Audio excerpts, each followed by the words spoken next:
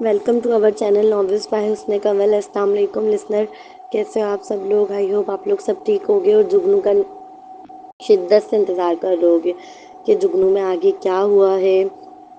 ہمارا جگنو جو ہے، ہماری نایاب جو ہے وہ گھر میں ہے، وہ کیسے نکلی، کیا ہوا، اور اس کا خیال کیوں نہیں آیا ہمارے کیسر کو، اور اس نے کیا کیسر نے کسی سے بولا ہے نایاب کو وہاں سے نکالنے کے لیے، یا جو بھی ہے وہ سب آج کے ایپیسوڈ میں دیکھتے ہیں۔ ہم دیکھتے کیا ہیں، پڑھتے ہیں۔ تو آئیے اسٹارٹ کرتے ہیں حسن کنول کا ناول جگنو کی قسط نمبر 14۔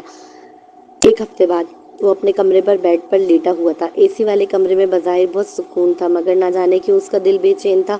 اسے چاہ کر بھی نیند نہیں آ رہی تھی۔ آنکھوں کے پردے پر ماضی کی یاد لہرانے لگی۔ التمش، مجھے بات کرنی ہے تم سے، کیسر چیخ رہا تھا جب اسے ایئرپورٹ پر گاڑی سے اتارا گیا۔ مجھے آپ کی کوئی بات سننے کا آرڈر نہیں، وہ تیزی سے اکھڑ و سخت لہجے میں گویا ہوا۔ ساتھ ہی گارڈز کو اشارہ کیا کہ اسے پکڑ کر اندر لے چلے۔ یا تو میری بات سنو، یا تو میں تم سب کو یہیں مار کر چلا جاؤں گا، فیصلہ تمہارا ہے۔ اور یقین کرو، جہاں میرا باپ 42 لوگوں کو سنبھال سکتا ہے نا میرے لیے، وہیں تم 4 کے قتل کو سنبھالنا ان کے لیے مشکل نہیں ہوگا، اور یہ تم بھی جانتے ہو۔ اپنے برابر چلتے گارڈ کے پینٹ میں لگی گن نکال کر اسے اپنے سامنے کھڑے التمش پر تانے۔ وہ کم عمر لڑکا وارننگ آمیز لہجے میں دھاڑا۔ التمش واقف تھا، وہ صرف کہہ نہیں رہا، وہ کر گزرے گا۔ بولیں، سن رہا ہوں میں۔ التمش مجبور ہوا تھا اس کی بات سننے پر۔ سائڈ میں آؤ، اس نے گن کے اشارے سے سائڈ میں آنے کا کہا اور خود فوراً آگے کی جانب بڑھا۔ میں سائڈ میں آنے کے لیے تیار ہوں، آپ کی بات سننے کے لیے بھی تیار ہوں، لیکن بھاگنے کی حماقت مت کیجیے گا، کیونکہ آپ کہیں نہیں بھاگ سکتے، یہ آپ بھی جانتے ہیں۔ التمش اسے وارن کر رہا تھا۔ اوکے، مگر تم بھی وعدہ کرو، تم میری بات سنو گے بھی اور مانو گے بھی۔ کیسر پلٹ کر اس کی جانب دیکھ تیزی سے بولا تھا۔ ماننے کا وعدہ نہیں کر سکتا تو پھر کیا فائدہ مجھے تمہیں بتانے کا، مار ہی دیتا ہوں تمہیں ڈائریکٹ۔ ہونٹوں پر ڈیولش مسکراہٹ سجائے وہ لاپرواہی سے بولا۔ اچھا ٹھیک ہے۔ التمش کوئی رسک نہیں لے سکتا تھا، خاص طور پر کیسر عبدالرحمن یوسف سے جیسے بندے سے تو بالکل بھی نہیں۔ لوگ نہیں جانتے، مگر التمش بخوبی جانتا ہے وہ کس کا خون ہے، اس لیے وہ چیلنج کرنے کی غلطی نہیں کر سکتا تھا۔ اب وہ دونوں ایک سائڈ میں کھڑے تھے۔ کیسر کے ہاتھ میں گن تھی جسے اس نے التمش کے پیٹ کے مقام پہ لگا رکھا تھا۔ نایاب، وہ میرے گھر پر ہے، اگر میں یہاں سے چلا گیا تو میرے پیچھے اس کا کوئی نہیں ہے، اس لیے تم بغیر کسی کو بتائے اسے میمونہ باجی، زید کی بہن کے گھر پہنچا دو، اور زید سے کہہ دینا کہ اس کا خیال رکھنے کا کہہ دے اپنی بہن سے۔ مجھے پتہ ہے وہ اچھے لوگ ہیں، وہ خیال رکھ لیں گے نیاب کا میرے پیچھے۔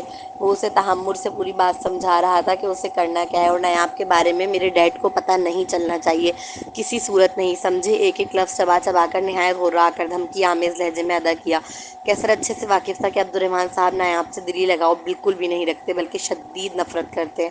ابھی جو حادثہ ہوا، اگر انہیں ذرا سی بھی بھنک لگی کہ یہ سب کچھ اس نے صرف نیاب کی خاطر کیا ہے، یقیناً وہ نیاب کے جانی دشمن بن جائیں گے، اور وہ نہیں چاہتا تھا ایسا ہو۔ وہ ان کے علم میں لائے بغیر نیاب کو سیف مقام پر پہنچا دینا چاہتا تھا۔ زید سے اس کی دوستی کافی پرانی تھی، اور زید کتنا مخلص تھا اس کے لیے یہ بات اس سے بہتر کوئی نہیں جانتا تھا۔ یہی وجہ تھی کہ اسے یقین تھا کہ زید کی بہن جو بیوہ ہے وہ آرام سے نیاب کو اپنے پاس رکھ لے گی۔ مجھے یہ سمجھ میں نہیں آ رہا، جب کیسر کو پتا تھا کہ کچھ بلنڈر ہونے والا ہے تو اسے اگر یہ بھی لگتا تھا 1-2 ہفتے بند کریں گے وہ، تو 1-2 ہفتے کے لیے وہ پہلے ہی زید کی بہن کے پاس خود چھوڑ دیتا سیفلی نیاب کو۔ دیکھتے ہیں آگے کیا ہے۔ میمونہ ویسے بھی ایک الگ گھر میں اپنے بیٹے کے ساتھ رہ رہی تھی، یعنی وہاں کوئی مرد نہیں تھا جس سے نیاب ڈرے یا سہمے یا اسے کوئی خوف لاحق ہو۔ پھر فیملی بیک گراؤنڈ کے اعتبار سے وہ لوگ بہت شریف لوگ تھے۔ اوکے، میں نیاب کو میمونہ خاتون کے گھر پہنچا دوں گا بغیر آپ کے والد کے علم میں لائے۔ التمش نے نظر جھکائے وعدہ کیا۔ وہ بچی ہے، صرف 6 سال کی بچی۔ التمش، بالکل تمہاری بیٹی کی عمر کی۔ اپنی بیٹی کو تو تم نہیں بچا سکے تھے، اسے بچا لو۔ کیسر بخوبی واقف تھا التمش کا ویک پوائنٹ کہاں ہے۔ اس نے ڈائریکٹ اسی پہ وار کیا تھا، کیونکہ وہ جانتا تھا اتنی آسانی سے تو التمش اس کی بات ماننے والا نہیں، مگر اس لمحے التمش واحد مددگار تھا اس کا، اس لیے نہ چاہتے ہوئے بھی مدد تو لینی ہی تھی۔ بہت مجبوری کے عالم میں تھا وہ، ورنہ کبھی التمش کو نیاب کے متعلق علم نہ ہونے دیتا۔ بس کیسر کے جملوں کا کانوں میں پڑنا تھا کہ التمش کی جھکی آنکھیں اٹھی اور وہ سرخ تھی انگارے کی مانند۔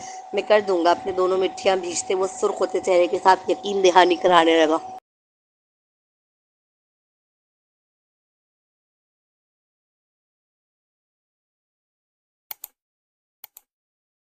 چھوٹے ماسٹرز نے مجھ سے وعدہ لیا ہے کہ میں نیاب بیوی کو اس گھر سے نکال کر میمونہ خاتون تک پہنچا دوں۔ آپ بتائیں کیا کرنا ہے اس حوالے سے۔ کیسر بھول گیا تھا التمش جان تو دے سکتا ہے، مگر عبدالرحمن صاحب سے کسی بھی معاملے میں غداری نہیں کر سکتا۔ یہی وجہ تھی کہ وہ ان کا رائٹ ہینڈ تھا، اور ان سب ان کا سب سے بھروسے مند آدمی۔ کیسر نے سوچ بھی کیسے لیا کہ وہ اسے ایموشنلی بلیک میل کر کے اپنا کام نکلوا سکتا ہے؟ کوئی ضرورت نہیں ہے، اسی کی وجہ سے میرا بیٹا قاتل بننے چلا تھا، غلطی ہو گئی مجھ سے، مجھے تو اسی دن ایکشن لے لینا چاہیے تھا جب مجھے پتہ چلا تھا کہ وہ اسی یتیم خانے سے اٹھا لایا ہے۔ اس کنجڑ نے میری بیٹی کو تباہ کیا اور اس کنجڑ کی لڑکی نے میرے بیٹے کو۔ خون ہے، آخر اثر تو دکھائے گا نا۔ عبد الرحمن صاحب تو نیاب کے نام پر ہی انگارے چبانے لگے تھے۔ تو کیا کرنا ہے سر، مرنے دو ویسے وہیں، جب مر جائے تو ایک ہفتے بعد جا کے وہیں گارڈن میں دفنا آنا۔ یہ سخت جملے ادا کرتے وقت ان کے لہجے میں ذرہ برابر بھی لچک نہ تھی۔ اور ان کے گھر کے ملازمین کا کیا کرنا ہے، وہ جانتے ہیں نیاب بی بی کے بارے میں، وہ ضرور کانٹیکٹ کرنے کی کوشش کریں گے چھوٹے ماسٹر سے۔ التمش نے اپنا خدشہ ظاہر کیا۔ اچھی طرح سمجھا دو انہیں کہ اگر کسی بھی قسم کی کوئی خبر کیسر کے کان تک پہنچی تو میں انہیں اور ان کی فیملیوں کو الٹا ٹنگوا دوں گا۔ جی بہتر۔ اور چھوٹے ماسٹر اگر نیاب بیوی کے متعلق کچھ پوچھتے ہیں تو میں انہیں کیا جواب دوں؟ جتنا میں ان کی شخصیت کو سمجھا ہوں، مجھے پورا یقین ہے وہ لاکھ پابندیوں کے باوجود بھی کوئی نہ کوئی ضرور راستہ ڈھونڈیں گے مجھ سے رابطہ کرنے کا اور یہ جاننے کا کہ نیاب بیوی کیسی ہیں۔ کیا میں نے ان کا کام کر دیا؟ تو کہہ دینا اس سے پہنچا دیا تم نے اسے میمونہ کے گھر۔ ایک ہفتے کی بات ہے، ویسے بھی ایک ہفتے تک چھپا کے رکھنا ہے بس، یہ سب اس سے۔ پھر وہ مر جائے گی، پھر کیا فرق پڑتا ہے؟ اگر اسے پتہ چل بھی گیا تو روئے گا دھوئے گا کچھ وقت، پھر خود ہی ٹھیک ہو جائے گا۔ عبد الرحمن صاحب شدید نفرت کرتے تھے نیاب سے، اور کیوں کرنا کرتے؟ ان کے نزدیک وہ ریپسٹ کی بیٹی تھی جس نے ان کی بیٹی کو کالج سے اغوا کیا، خدا جانے نکاح بھی کیا تھا یا نہیں۔ مومن کہتا تو ہے کہ نکاح کیا تھا، مگر کون جانے سچ کہتا ہے یا جھوٹ۔ ان کے نزدیک وہ ان کی بیٹی کے ریپسٹ اور اغوا کار کا بندہ خون تھی، وہ مرے یا جیے انہیں کوئی فرق نہیں پڑتا تھا۔ التمش، تم نے نیاب کو میمونہ باجی کے گھر پہنچا دیا نا؟ ایک نئے نمبر سے کال آنے پر التمش نے کال ریسیو کی۔ دوسری جانب سے آنے والی آواز وہ فوراً ہی پہچان گیا تھا۔ اس کا اندازہ کتنا صحیح تھا نا کیسر کی شخصیت کو لے کر، یہی سوچ وہ اپنے کمرے کی کرسی پر بیٹھتے ہوئے مسکرایا۔ کیسر بڑی مشکل سے ایک راہگیر کا موبائل چرا کر پبلک باتھ روم میں جا کر کال کر رہا تھا۔ اس کے ساتھ گارڈز موجود تھے، یہی وجہ تھی کہ واش روم سے جب وہ بات کر رہا تھا تو اس کی آواز بہت دبی دبی سی آ رہی تھی۔ آپ کو پتہ ہونا چاہیے میں اپنا وعدہ ہمیشہ وفا کرتا ہوں۔ التمش فوراً ہی پر اعتماد لہجے میں بولا تھا، مگر اس کے ادا کیے جملے کی نوعیت وہ نہیں تھی جو کیسر سمجھا۔ اس نے کہا وہ ہمیشہ اپنا وعدہ وفا کرتا ہے، مگر وہ والا وعدہ نہیں جو اس نے کیسر سے کیا۔ وہ وعدہ جو اس نے عبد الرحمن صاحب سے کیا، یعنی اپنے مالک سے۔ اس کا وعدہ تھا کہ وہ کبھی اپنے مالک سے غداری نہیں کرے گا، اور یہی وہ وعدہ تھا جس کی اس لمحے وہ کیسر سے بات کر رہا تھا۔ آپ بے فکر ہو کے رہیں کیسر۔ شکریہ۔ کیسر کی آواز سے ہی ظاہر تھا جیسے منو بوجھ اترا اس کے دل سے۔ ایک گہرا سانس ہوا میں خارج کر اس نے فقط ایک لفظی شکریہ ادا کیا اور کال ڈسکنیکٹ کر دی۔ التمش واقف تھا وہ زیادہ بات کر بھی نہیں سکتا۔ حال 5 دن گزر چکے تھے، یقیناً وہ بچی خوف سے، اندھیرے سے، بھوک سے مر چکی ہوگی اب تک۔ یہ خیال آتے ہی التمش کو لگا اس کی سانس رک رہی ہے، اسے سکون نہیں آ رہا۔ وہ بچی، یہ صرف 6 سال کی بچی التمش، بالکل تمہاری بیٹی کی عمر کی۔ اپنی بیٹی کو تو تم نہیں بچا سکے تھے، اسے بچا لو۔ کیسر کے جملے پھر اس کے کانوں میں گونجنے لگے تھے۔ 5 راتوں سے وہ سویا نہیں تھا اور نہ ہی سو پا رہا تھا۔ یہ جملے جیسے اس کا پیچھا ہی نہیں چھوڑ رہے تھے۔ اسے بار بار اپنی مرحوم بیٹی نظر آ رہی تھی جسے عبد الرحمن صاحب کے دشمنوں نے اغوا کر کے مار دیا تھا۔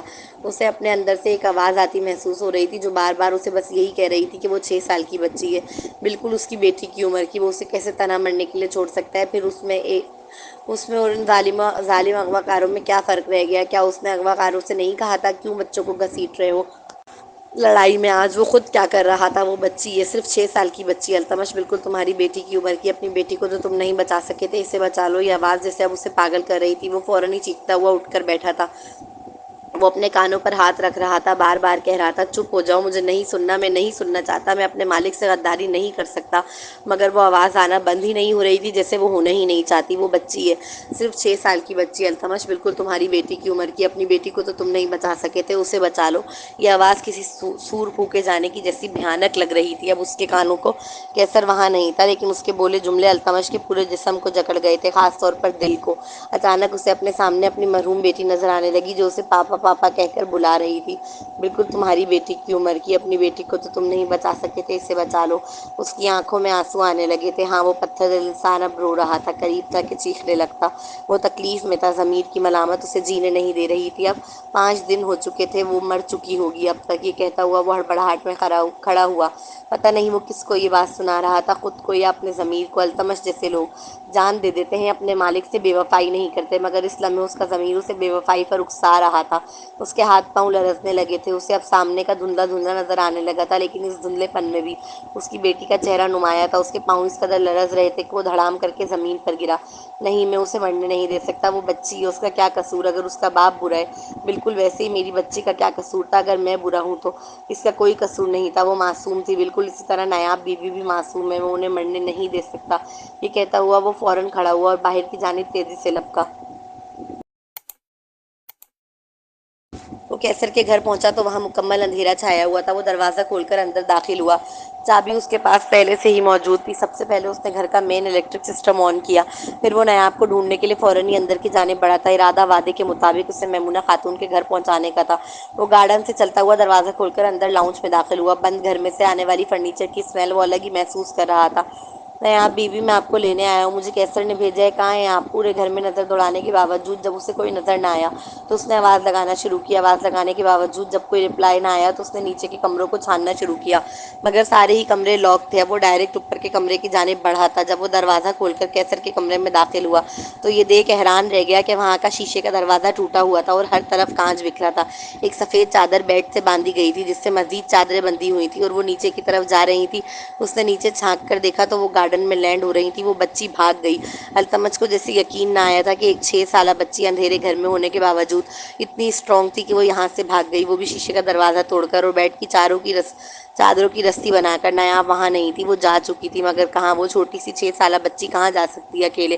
کہیں وہ کسی غلط ہاتھوں میں لگ گئی تو؟ یا میرے خدا التمش، تم نے دیر کر دی۔ التمش بے ساختہ ہی اپنے بال نوچتے ہوئے بول اٹھا۔ اب چلتے ہیں واپس اسی دن کی جانب جب نایاب کی گود میں بلی کا بچہ مرا تھا۔ ماضی۔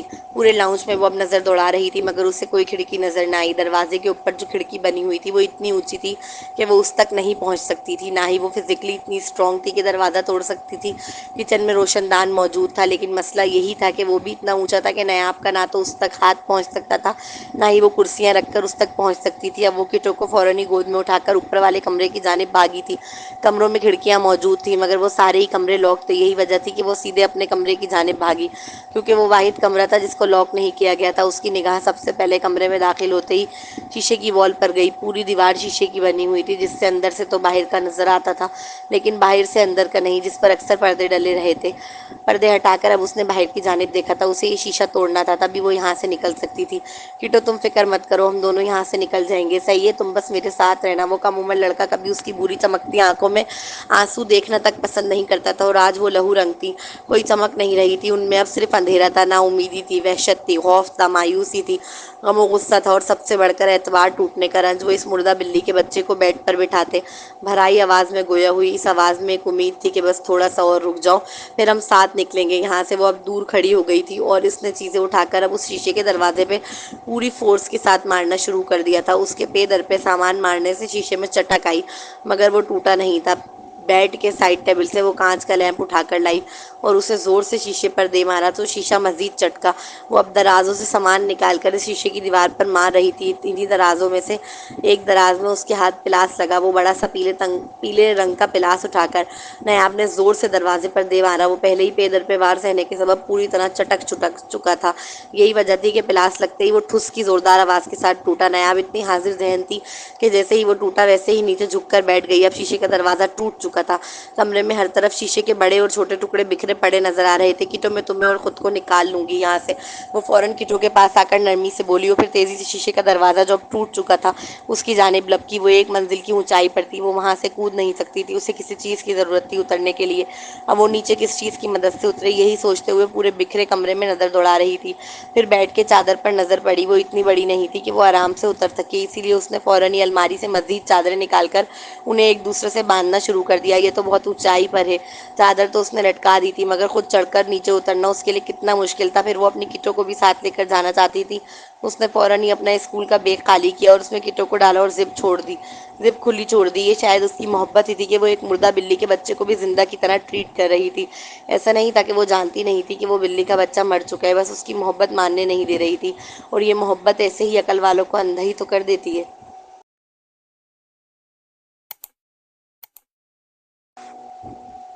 محبت کا عقل سے کوئی مقابلہ ہی نہیں ہے، کیونکہ محبت میں اندھا ہونا لازم ہے جانا۔ ایک اچھا انسان جس غم سے خود گزرا ہو وہ کبھی بھی دوسرے کو اس سے نہیں گزرنے دیتا، خاص طور پر اپنے پیارے کو۔ اور وہ بلی اسے بڑی پیاری تھی۔ کیسر اسے چھوڑ کر گیا تھا، وہ کٹو کو چھوڑ کر نہیں جانے والی تھی۔ اس نے کیسر کی الماری سے اب ایک موٹا سا بلیک کوٹ نکال لیا تھا اور وہ پہنا تاکہ جو دروازے پر کانچ کے چھوٹے چھوٹے نوکیلے سے ٹکڑے لگے ہوئے تھے وہ اسے نہ چبھے۔ مرتا کیا نہ کرتا زندگی کی خاطر، یہ جوخم اٹھانا ہی تھا اس نے۔ وہ رسی سے لٹک گئی تھی۔ کٹو تم ڈرنا نہیں، میں تمہیں بچا لوں گی، کہتے ہوئے وہ آرام آرام سے اپنے ننھے ننھے ہاتھوں سے وہ سفید چادر پکڑ کر اترنے لگی۔ ہاتھ میں آنے والے پسینے کے سبب اس کے ہاتھ پھسل رہے تھے لیکن وہ چھوڑ نہیں سکتی تھی۔ اس نے ایک بار بھی نیچے کی جانب نہیں دیکھا۔ وہ جانتی تھی اگر وہ نیچے دیکھے گی تو پھر ڈر مزید بڑھے گا جس سے اس کا دماغ نروسنس کی جانب جائے گا، اس لیے وہ نیچے دیکھ ہی نہیں رہی تھی، اپنا سارا کنسنٹریٹ صرف اترنے پر لگا رہی تھی۔ وہ بہت آہستہ آہستہ اتر رہی تھی۔ رات کا وقت تھا، ہر طرف اندھیرا چھایا ہوا تھا مگر چاند کی مدھم سی روشنی میں اسے ارد گرد کا ماحول نظر آ رہا تھا۔ نیچے اترنے کے بعد مشکل ختم نہیں ہوئی تھی۔ ہاں، ایک منزل ضرور پار ہو گئی تھی۔ اب اسے بڑا سا مین دروازہ چڑھنا تھا جس سے باہر نکلنے کے بعد ہی وہ آزاد ہو سکتی تھی، لیکن اصل پریشانی یہ تھی کہ وہ یہاں سے نکلنے کے بعد جائے گی کہاں، وہ تو کسی کو نہیں جانتی۔ اوپر سے اترنے کے بعد وہ کافی تھک گئی تھی، اس لیے گارڈن میں ہی بیٹھ گئی اور بیگ کو اپنے کندھے سے اتار کر اپنے سینے سے لگا لیا۔ وہ کتنی دیر وہاں بیٹھی رہی کوئی حساب نہیں، بس ذہن میں ایک ہی سوال گردش کر رہا تھا، اگر اس دروازے سے باہر نکلی تو وہی لوگ موجود ہیں جن سے وہ ڈرتی ہے، پھر وہ کہاں جائے گی، کس کے پاس رہے گی، کون رکھے گا اسے؟ وہ یتیم خانے سے آئی بچی تھی۔ اس نے آدمیوں کے وہ روپ دیکھے تھے جو درندگی سے بھرے تھے۔ مر جانا باہر جانے سے زیادہ آسان لگ رہا تھا اسے۔ پھر یوں ہی بیٹھے بیٹھے ایک دم اچانک دریاب کا خیال آیا۔ وہ دوست تھا اس کا، وہ ہمیشہ مدد کرتا تھا۔ اس کی کلاس میں جب بچے اسے چڑھاتے تو دریاب بھی اس سے ان کے لیے لڑتا تھا، حتیٰ کہ وہ چھوٹا سا لڑکا ٹیچر تک سے لڑ گیا تھا اس کے لیے جب وہ اسے بلا وجہ ڈانٹ رہی تھی۔ دریاب کا گھر اسکول کے پیچھے کی گلیوں میں ہی تھا۔ اس نے گھر کے دروازے کا کلر بھی بتایا تھا، بلیک اینڈ وائٹ، اور یہ بھی کہ ان کی کیاری میں رات کی رانی کے پھول لگے ہیں جو پوری گلی کے مہکاتے ہیں۔ دریاب، ہاں کٹو، دریاب کے گھر چلتے ہیں۔ وہ دوست تھے۔ ان سونی آنکھوں میں اب جا کے کچھ چمک ابھری تھی، وہ بھی دریاب کے نام پر۔ وہ فوراً ہی اٹھی، واپس بیگ کو اپنے کندھے پر ٹانگا، اب وہ دروازہ چڑھ رہی تھی۔ دروازے پر جو نقش و نگاری کی گئی تھی وہ انہی لوہے کے بنے پھولوں پر اپنے پاؤں ٹکا کر اوپر کی جانب چڑھ رہی تھی، مگر ایک پھول دوسرے پھول سے اتنا اونچائی پر تھا کہ اس کے ننھے پاؤں پہنچ نہیں پا رہے تھے۔ یہی وجہ تھی کہ بجائے اوپر چڑھنے کے، پاؤں نہ پہنچ پانے کے سبب دھڑام کر کے واپس نیچے آن گری تھی۔ یہ تو شکر ہے کیسر کا کوٹ بہت موٹا تھا اس لیے اس کے زیادہ نہیں لگی تھی، لیکن کونی پر تکلیف محسوس ضرور ہو رہی تھی، لیکن وہ رک نہیں سکتی تھی، اس لیے تکلیف کی پرواہ کیے بغیر دوبارہ چڑھنے لگی۔ اس بار چڑھنے میں پہلے سے زیادہ تکلیف ہو رہی تھی کیونکہ وہ ہاتھ کے بل گری تھی، اس لیے ہاتھ اب چڑھنے میں تکلیف کر رہا تھا۔ جیسے تیسے کر کے آخرکار وہ دروازہ پار کرنے میں کامیاب ہو ہی گئی تھی۔ باہر آتے ہی اسے روشنیاں دیکھنے کو ملی جس سے اس کی آنکھیں 4 دن سے محروم تھی، لیکن پوری گلی میں سناٹا چھایا ہوا تھا جو روز معمول کی بات تھی۔ لیکن وہ کب رات میں باہر آیا کرتی تھی جو اسے اس بات کا علم ہو؟ اسکول کا راستہ یاد تھا اسے، لیکن وہ اس کے گھر سے کافی دور تھا، اس لیے چپ چاپ چلنے لگی۔ اسے ڈر لگ رہا تھا، ہر آتا جاتا راہگیر اسے مزید ڈرا رہا تھا۔ اسے لگ رہا تھا اس کا دل بند ہو جائے گا، لیکن وہ پھر بھی چلتی چلی جا رہی تھی، بس چلتی چلی جا رہی تھی۔ پورا آدھا گھنٹہ لگا تھا اسے، وہ کہیں نہیں رکی تھی۔ اس کا اسکول گلیوں میں بنا ہوا تھا، اسی لیے اسکول کی گلی کے کونے پر ایک خوبصورت سا گارڈن تھا جہاں بچے رات میں آ کر اپنے والدین کے ساتھ کھیلا کرتے تھے۔ وہ بھی اس گارڈن میں پہنچ گئی تھی، بھوک، پیاس، خوف اور ہاتھ پہ لگی چوٹ سے نکلتا خون جس کا اسے احساس بھی نہیں تھا، لیکن اس کی تکلیف اس قدر بڑھ چکی تھی کہ اس ننھی پری کو سب دھندلا دھندلا نظر آنے لگا۔ پھر اسے علم ہی نہیں ہوا کب وہ وہیں گر گئی۔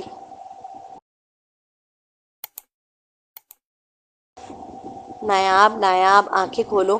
نایاب، ماما یہ آنکھیں کیوں نہیں کھول رہی؟ وہ نیند میں تھی جب اسے جانی پہچانی سی آواز آنا شروع ہوئی جس میں اس کا نام پکارا جا رہا تھا۔ نایاب اٹھ بھی جاؤ، اب وہ ننھی سی آواز تھی مگر پریشان سی۔ ماما اسے دوبارہ ڈاکٹر کو دکھائیں، وہ ننھا سا بچہ بروحان سا ہو کر بول رہا تھا۔ نایاب کو آنکھیں نہ کھولتا دیکھ ڈاکٹر نے اسے انجیکشن لگایا ہے نیند کا، وہ اب صبح ہی اٹھے گی، تم خواہ اسے پریشان کر رہے ہو، سونے دو اسے۔ وہ کسی بڑے کی آواز تھی، نسوانی آواز جسے وہ سن ضرور سکتی تھی مگر پہچاننے سے قاصر تھی۔ سوتے وقت انسان امیجنیشن کرتا ہے اور اس کے جو سینس ہوتے ہیں وہ ڈبل ہو جاتے ہیں اور زیادہ پاورفل بھی۔ یہی وجہ تھی کہ نایاب کے سینس بھی سوتے وقت زیادہ پاورفل ہو جایا کرتے تھے کہ جب نیند میں کیسر اس کا ہاتھ پکڑا کرتا تھا تو اسے پتہ چل جاتا تھا، اور یہی سبب تھا کہ اس وقت جب اس کے کمرے میں باتیں ہو رہی تھیں وہ انہیں سن سکتی تھی جبکہ وہ مکمل ہوش میں نہیں تھی۔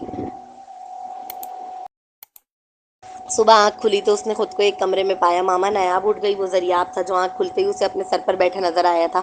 وہ نہیں جانتی وہ پوری رات اسی کے بیڈ پر سوئی تھی۔ ضریاب کا اعلان سنتے ہی میمونہ خاتون فوراً ہی کمرے میں چلی آئی تھی۔ اب کیسا محسوس کر رہی ہو بیٹا؟ انہوں نے بڑی محبت سے آ کر اس کے سیدھے رخسار پر ہاتھ رکھ کر پوچھا۔ وہ فکر مند دکھائی دے رہی تھی۔ اچھا، وہ ایک لفظی جواب دیتی فوراً ہی اٹھ کر بیٹھی۔ تمہیں چوٹ کیسے لگی اور تم گارڈن میں کیا کر رہی تھی؟ وہ ضریاب تھا جو فکر مندی سے پوچھتا ہوا نظر آ رہا تھا۔ میری کٹو کہاں ہے؟ سب سے پہلے اس کے جس کی فکر لاحق ہوئی وہ اس کی کٹو تھی۔ بیٹا وہ بلی تو مر چکی ہے، مگر بے فکر ہو جاؤ، میں نے دفنایا نہیں ہے اسے، ابھی تک میں تمہارے اٹھنے کا انتظار کر رہی تھی، پر تم ضریاب ایک ساتھ دفنا دینا اسے۔ میمونہ فوراً ہی بولی۔ اس کا لب و لہجہ بہت نرم مزاج تھا۔ کیا وہ میرے ساتھ نہیں رہ سکتی؟ سب مجھے چھوڑ جاتے ہیں۔ اس کی بھوری آنکھوں میں موٹے موٹے آنسو بھر آئے تھے۔ اس کے یہ سوال کرتے ہی میمونہ کو لگا جیسے اس کا دل بھر آئے گا۔ وہ مر چکی ہے بیٹا، اور تم اکیلے تھوڑی ہو، ضریاب ہے نا تمہارا دوست تمہارے ساتھ ہے نا ضریاب؟ انہوں نے فوراً تصدیق چاہی۔ جی ماما، میں ہوں تمہارے ساتھ نایاب، اور میں ہمیشہ رہوں گا، میں کبھی تمہیں چھوڑ کر نہیں جاؤں گا، کبھی بھی نہیں۔ ضریاب نے فوراً ہی اس کے ننھے ہاتھ پر اپنا ہاتھ رکھا تھا۔ کیسر بھی یہی بولتا تھا، نایاب بے ساختہ کہہ اٹھی۔ کیسر انکل شاید بیزی ہوں گے، جیسے میرے ماموں ہوتے ہیں، مگر وہ برے نہیں ہیں، انہیں چھوڑ کے جانا پڑتا ہے، کام بھی تو ہوتے ہیں نا۔ ضریاب اس ننھی سی پری کو سمجھانے کی کوشش کر رہا تھا اپنے دماغ کے مطابق۔ بیٹا اٹھو، منہ ہاتھ دھو، ضریاب مدد کرو اپنی دوست کی، اور میں تم دونوں کے لیے ناشتہ لگا دیتی ہوں، پھر ہم بلی کے بچے کو دفنائیں گے گارڈن میں، ورنہ اس میں سے بدبو آنے لگ جائے گی۔ اب اس ننھی سی بچی نے ہمیشہ اپنوں کو کھویا تھا، اور اب اسے لگ رہا تھا اس نے کیسر اور کٹو کو بھی ہمیشہ کے لیے کھو دیا۔ رو مت، میں ہوں نا تمہارے ساتھ۔ ماما کہتی ہیں کہ جب اللہ کچھ لیتا ہے تو پھر اس سے بھی بڑھ کر کچھ ضرور دیتا ہے، جیسے جب میرے پاپا کو لیا تو بدلے میں مجھے تمہیں دے دیا۔ میمونہ نے اور بچوں نے مل کر گڈھا کھودا تھا گارڈن میں، اس ننھے بچوں نے مل کر ہی اسے دفنایا۔ نایاب کٹو کو دفنانے کے بعد بس روئی جا رہی تھی کہ ضریاب نے اپنی ننھی باہیں پھیلا کر اسے خود سے لگایا اور بڑی محبت سے اسے چپ کرانے لگا۔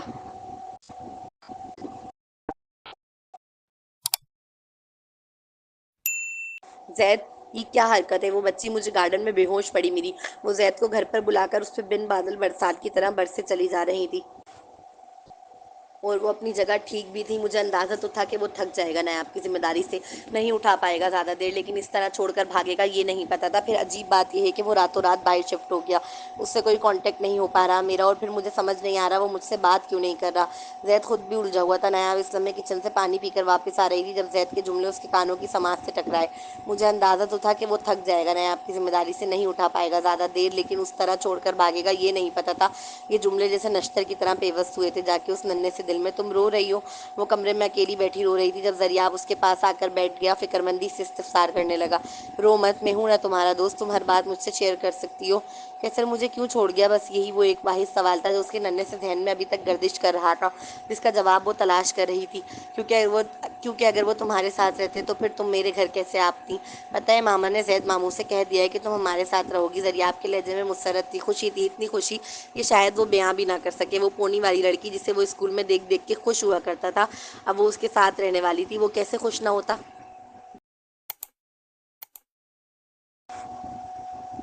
حال جیسے لوگ اپنی پرچھائی کے ساتھ گھومتے ہیں نا، ویسے وہ نیاب کے ساتھ گھوما کرتا تھا۔ نیاب کے اس کے گھر میں شفٹ ہونے کے بعد اس نے دوست بنانے چھوڑ دیے تھے۔ وہ اب یہی کہنے لگا تھا نیاب اس کے لیے کافی ہے۔ 1 سال بعد میمونہ خاتون 1 سال بعد میمونہ خاتون کے بینک اکاؤنٹ میں 1 لاکھ ٹرانسفر ہوئے، ساتھ ہی ان کے موبائل پر میسج بھی موصول ہوا جس میں لکھا تھا کہ وہ نیاب کا خیال رکھیں، وہ انہیں مزید پیسے بھیجتا رہے گا ہر مہینے۔ تو یہ پیسے یقیناً کیسر نے بھیجے ہوں گے۔ یار سب صحیح ہے، نیاب بھی صحیح ہے، مطلب کیسر اس سے اتنی محبت کرتا ہے، لیکن یہ ضریاب بیچ میں کیوں آ گیا یار؟ پلیز ہیپی اینڈنگ کرنا، کیونکہ یقیناً کیسر نیاب کے سامنے نہیں آئے گا۔ تقریباً مجھے لگتا ہے کہ 5-10 سال تو وہ اس کے سامنے بالکل نہیں آنے والا، اور اس دوران وہ باہر ہی رہنے والا ہے، اور جو نیاب ہے وہ مکمل ضریاب کے ساتھ رہے گی۔ تو کیسر اپنے جگنو سے دور ہو چکا ہے، تو اس کے جگنو کے دل میں اس کے لیے بال آ چکا ہے، مطلب اس کے جگنو کو لگتا ہے کہ وہ اس کو چھوڑ کر بھاگا ہے۔ تو دیکھتے ہیں آگے کیا ہوتا ہے، تو ملتے ہیں نیکسٹ ایپیسوڈ میں، جب تک اجازت دیجیے، اللہ حافظ۔